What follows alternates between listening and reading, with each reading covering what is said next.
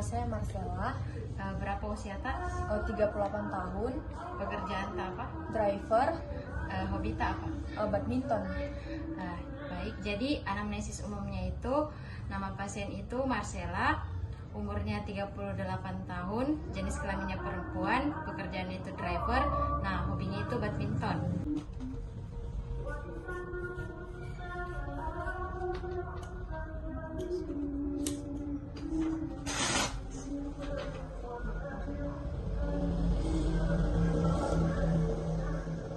Jadi tekanan darahnya pasien itu 130/90 mmHg. Nah, denyut nadinya itu 88 kali per menit. Respirasinya itu 20 kali per menit. Suhunya itu 35,2 derajat Celcius. Tinggi badannya 170 dan berat badannya itu 60 kg. Jadi Ibu apa keluhan tak? Saya mengalami rasa nyeri pada bagian leher hingga menjalar ke bahu. Jadi tipe komplainnya pasien itu nyeri yang terjadi pada area leher yang menjalar sampai ke lengan. Ibu, kalau boleh saya tahu kejadian awalnya itu seperti apa? Jadi 2 minggu yang lalu saya mengalami kecelakaan saat menunggu orderan. Nah, saya ditabrak dari belakang oleh mobil yang sedang melaju dengan kecepatan tinggi. Sudah mungkin dibawa ke dokter?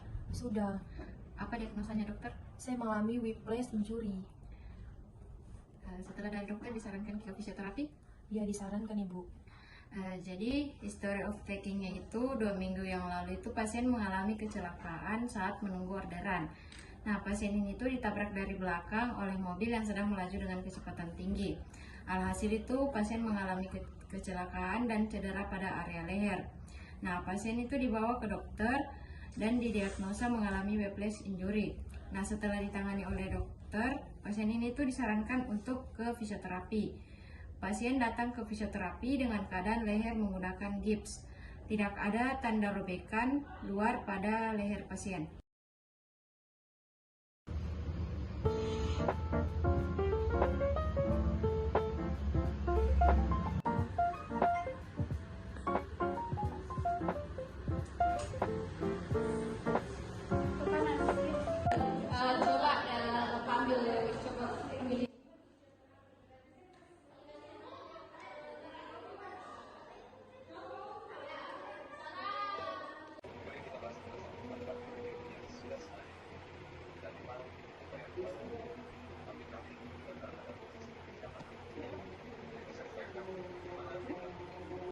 Ibu, kita ikuti gerakan punah. Kalau ada rasa nyeri atau sakit, kita bilang. Coba kita tundukkan kepala ke bawah. Kalau ke atas, ke kanan.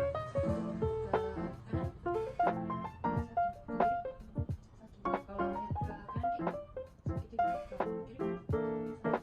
Coba kasih kaki kita angkat. Ada nyeri? Ada.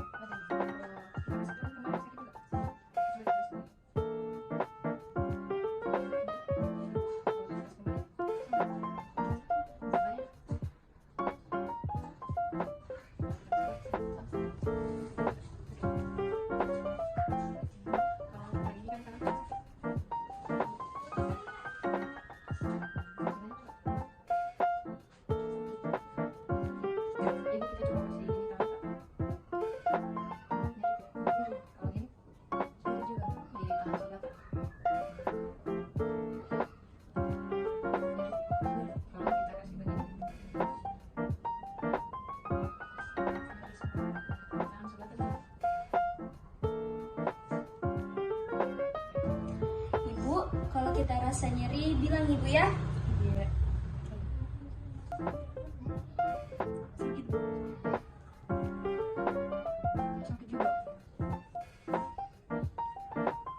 Sama sakit.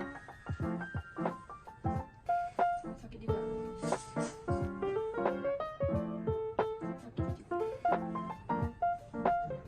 Sama sakit.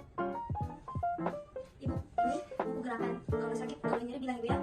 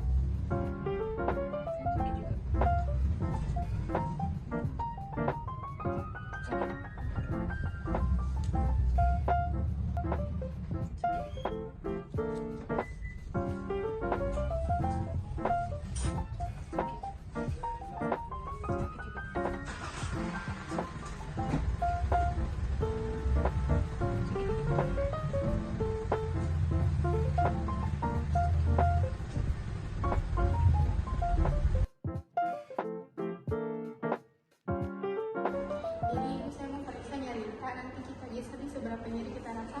Di sini nyeri ringan sampai sini nyeri berat. Kalau misalnya jari sekarang di daerah sini seberapa sakit?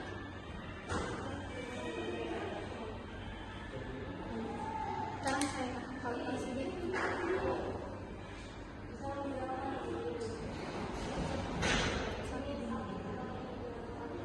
Seberapa nyeri kita rasa?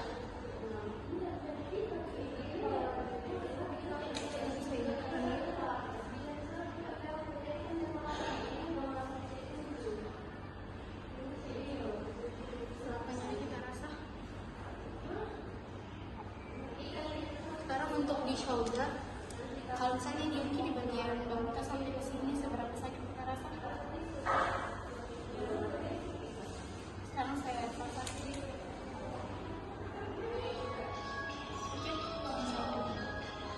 seberapa sakit kita rasa? Sekarang saya gerakkan. Sakit. Berapa sakit? Sekarang di bagian elbow, di bagian sini kita sampai ke sini. Kalau misalnya diam, seberapa sakit kita rasa?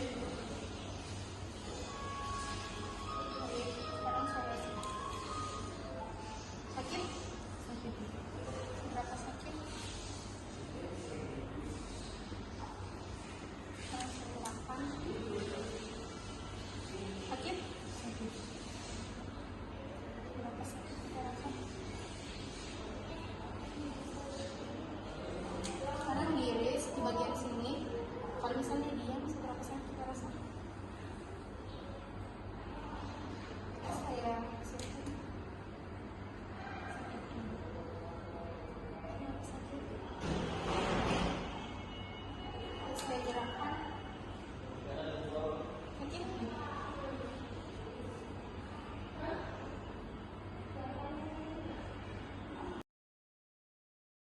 Baik, untuk tes yang kami gunakan yaitu tes HRSA dengan skor pasial 15 dengan kecemasan ringan. Untuk interpretasinya itu kurang dari 14 sama dengan tidak ada kecemasan, 14 sampai 20 itu kecemasan ringan, 21 sampai 27 itu kecemasan sedang, 28 sampai 41 itu kecemasan berat, dan 42 sampai 56 itu kecemasan berat sekali.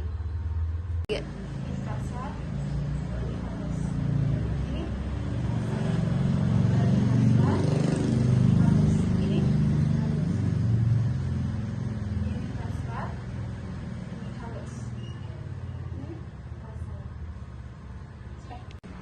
Jadi saya mau mulai tes sensoris di. Jadi ini kasar, ini halus. Nanti kita bilang di yang mana kasar yang mana halus.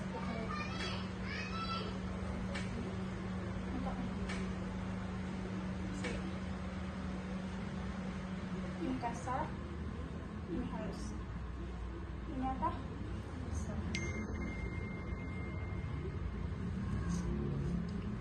Ini kasar, ini halus. Ini apa? Kasar. Ini halus. Kasar. Ini halus.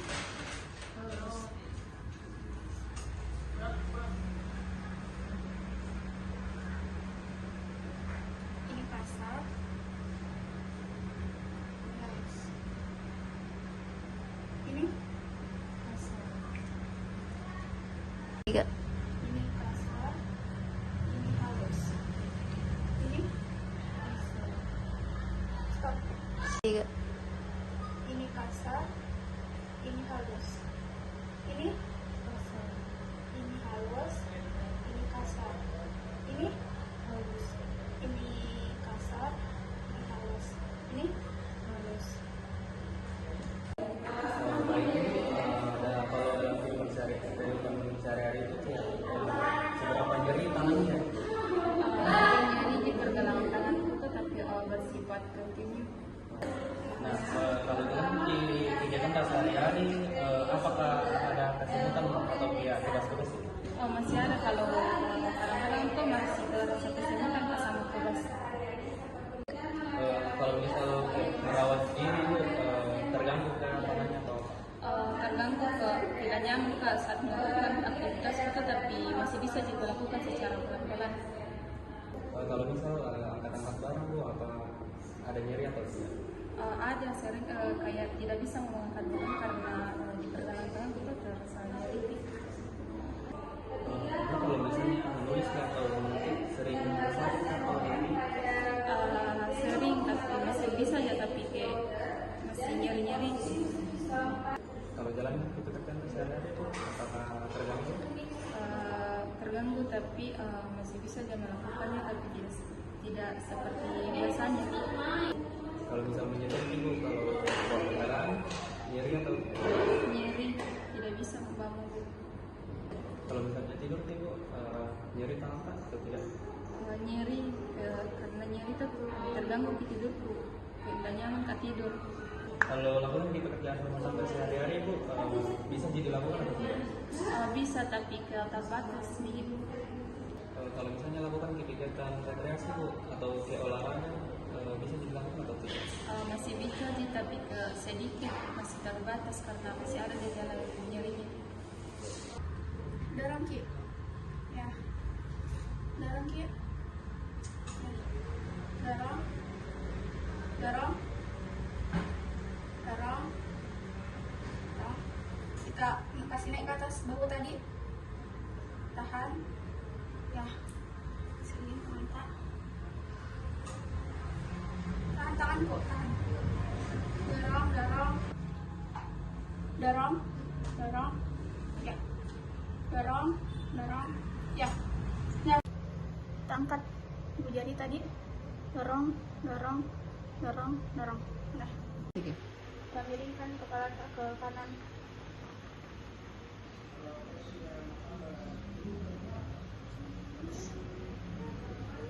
Lurus. Miring kepala ke kiri.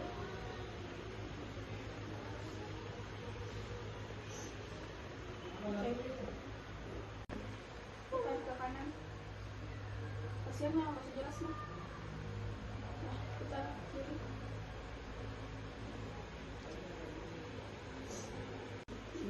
Ya, kasih naik ke atas.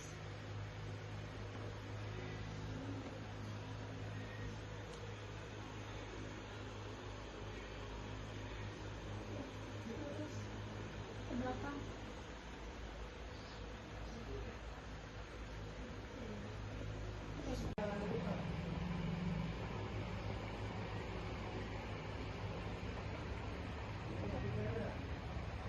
Down.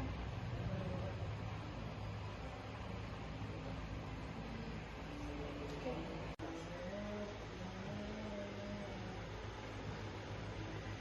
Bawa.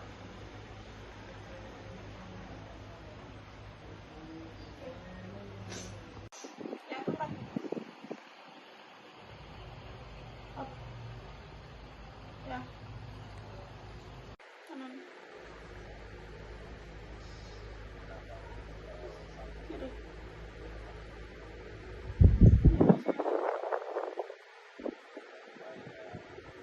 Bawah. Atas. Dah.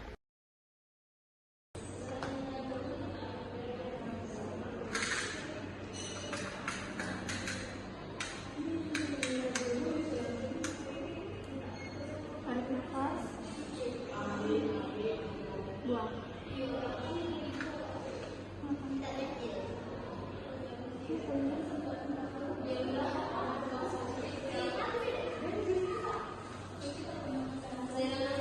nafas.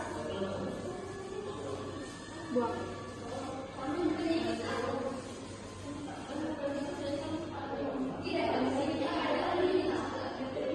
Tarik nafas. Buang. Nah, jadi ini itu adalah tes Panglin test. Nah, prosedurnya itu pasien itu duduk dengan kepala diputar dimiringkan ke satu sisi. Nah, pemeriksaan itu berdiri di belakang pasien dengan satu tangan diletakkan di atas kepala pasien, dengan tangan lain pemeriksa itu menepuk ringan tangan yang bertumpu pada kepala pasien. Nah, hasil ini positif. Ada nyeri yang menjalar hingga ke lengan. Nah, selanjutnya itu ada distraction test. Nah, prosedurnya itu pasien itu terlentang, kemudian lakukan traksi memanjang dengan jari Anda menempel di bawah tengkuk pasien. Nah, hasilnya itu positif jika pasien merasakan nyeri di lengannya berkurang. Nah, selanjutnya itu ada body sign test. Nah, pasien itu diposisikan dalam kondisi duduk dengan posisi stand di depan pasien. Nah, pemeriksa itu meminta pasien untuk melakukan abduksi aktif dan pasif pada bahu. Nah, melakukan fleksi siku dan meletakkan telapak tangan di atas kepala pasien. Nah, pasien itu diminta untuk mempertahankan posisi ini selama 30 detik. Hasilnya itu positif jika pasien merasakan nyeri di lengannya itu berkurang atau hilang. Nah, selanjutnya ada sub test. Nah, pasien itu semifleksi. Pemeriksa meletakkan telapak tangan yang satu pada dahi pasien dan jari telunjuk atau ibu jari tangan yang lain pada ujung processus spinosus sumbu C2. Nah, pasien itu diminta untuk melenturkan kepala secara perlahan dengan melakukan sedikit anggukan serviks. Pada saat yang sama, pemeriksa menekan dahi pasien ke belakang. Nah, hasilnya itu positif juga disertai dengan pengurangan gejala sensasi bunyi atau laporan tentang bunyi klik atau bunyi di langit-langit mulut mereka. Selanjutnya ada crank test. Nah, tes ini dilakukan dengan pasien berdiri atau terlentang. Kumirisnya itu ditinggikan secara maksimal dengan siku dalam posisi fleksi sekitar 20 derajat. Nah, pemeriksa ini menggunakan satu tangan untuk memegang pergelangan tangan subjek, sedangkan tangan lainnya digunakan untuk memberikan gaya aksila melalui humerus menuju glenoid. Nah, humerus kemudian diputar secara internal dan eksternal terhadap glenoid yang menghasilkan geseran mekanis orientasi lock group. Nah, hasil tes ini positif bila terdapat bunyi klik atau nyeri pada sendi glenohumeral selama melakukan manuver. Selanjutnya ada active compression test. Nah, posisi pasien itu dalam posisi duduk. Ekstremitas yang akan itu ditempatkan pada fleksi bahu 90 derajat dan abduksi horizontal 10-15 derajat. Nah, yaitu pasien memutarkan bahu sepenuhnya ke dalam dan melakukan proyeksi siku. Pemeriksa memberikan gaya konstabil distal pada pasien yang diinstruksikan untuk menerapkan gaya ke atas. Nah, prosedur ini kemudian diulang dalam posisi bahu dan lengan yang netral. Tes ini positif jika terjadi dengan reproduksi nyeri atau klik di bahu pada posisi pertama dan berkurang tidak ada pada posisi kedua. Selanjutnya ada speed test shoulder. Nah, posisi pasien itu bisa duduk atau berdiri. Mulailah dengan lengan pasien posisi fleksi bahu 90 derajat. Nah, minta pasien untuk menahan gerakan ekstensi pertama kali dalam posisi supinasi dan yang kedua dengan lengan pronasi. Nah, tes ini positif jika terdapat nyeri yang jauh lebih besar pada alur bisipital dengan lengan terlentang. Dan selanjutnya ada tes Yergazon test. Nah, posisi pasien itu bisa duduk atau berdiri. Nah, sendi glenohumeral pada posisi anatomis dan siku itu ditekuk hingga 90 derajat. Lengan bawah diposisikan sedemikian rupa sehingga batas lateral dari jari menghadap ke atas posisi netral. Nah, salah satu tangan pemeriksa itu menstabilkan bahu sedangkan tangan yang lainnya memegang lengan bawah seolah hendak berjabat tangan. Nah, pasien itu diminta untuk supinasi lengan bawah melawan resistensi pemeriksa. Hal ini menempatkan ketegangan terisolasi pada kepala panjang tendon bisep. Nah, palpasi tendon bisep pada alur bisipital 7-8 cm di bawah sendi glenohumeral selama melakukan manuver dengan tangan yang lain dan rasakan apakah ada tendon yang keluar. Nah, hal ini akan terjadi jika ligamen humerus transversal robek. Nyeri tekan tanpa sensasi pop out mungkin merupakan indikasi paratenosis dan tendinosis bisipital. Nah, tes ini tuh dianggap positif jika nyeri terjadi di alur bisipital dan dicurigai adanya lesi bisep atau strap. Nah, jika sensasi klik yang familiar pada bagian pasien terjadi selama pengujian, kerusakan pada ligamen humerus transversal yang terletak pada sulcus intertubercular yang harus dicurigai. Selanjutnya ada empathy can test. Nah, prosedurnya itu pasien dapat duduk atau berdiri. Lengan pasien harus ditinggikan hingga 90 derajat pada bidang skapula dengan siku diluruskan. Rotasi internal penuh dan pronasi dengan lengan bawah. Hal ini menghasilkan posisi jempol ke bawah, seolah-olah pasien itu sedang menuangkan cairan dari kaleng. Nah, terapis itu harus menstabilkan bahu sambil memberikan gaya yang diarahkan ke bawah pada lengan. Pasien itu mencoba menahan gerakan ini. Hasil tes ini dianggap positif jika pasien mengalami nyeri atau kelemahan disertai resistensi.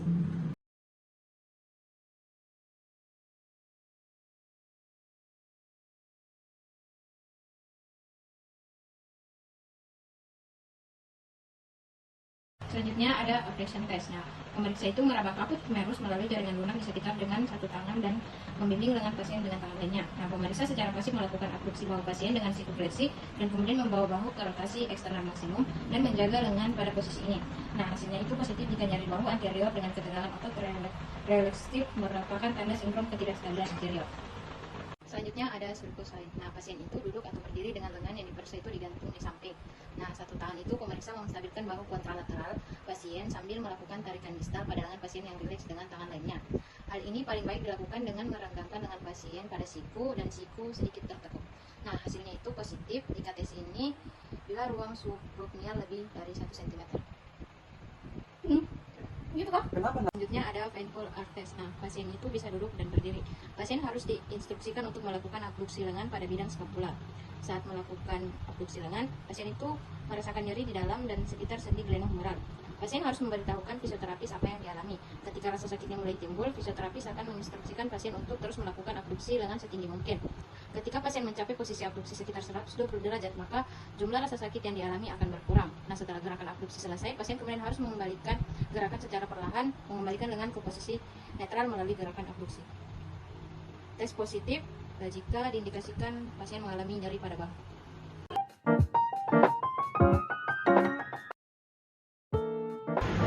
Jadi, tenang Ibu, itu punya kita bakalan sembuh. Nanti saya kasih latihan-latihan fisik untuk otot atau otot biar bisa lagi bergerak seperti semula di.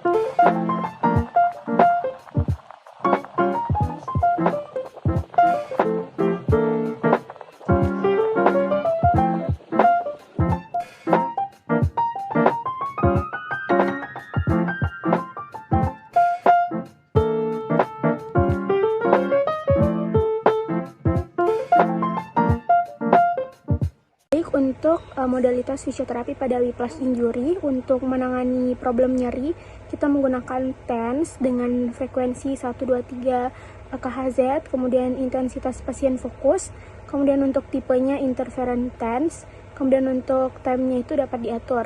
Nah, TENS ini kita berikan pada otot-otot yang terlibat di daerah bahu dan area sekitar bahu. Beberapa otot yang mungkin diperiksa yang ditempelkan TENS itu seperti otot sternocleidomastoideus dan otot trapezius. Kemudian untuk mengatasi kekakuan kita menggunakan infrared dengan frekuensi medium temperatur, kemudian untuk intensitas pasien fokus, kemudian untuk type luminous dan time-nya itu 15 menit. Selain TENS dan infrared, kita juga menggunakan terapi panas dan dingin. Nah, ini itu untuk mengurangi gejala whiplash dan untuk mendukung penyembuhan.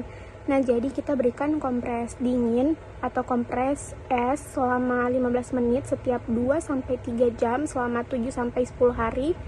Penggunaan suhu dingin pada area yang terkena itu akan membatasi aliran darah ke otot, tendon, dan akar syaraf yang teriritasi. Nah, ini itu akan mengurangi pembengkakan, peradangan, dan nyeri.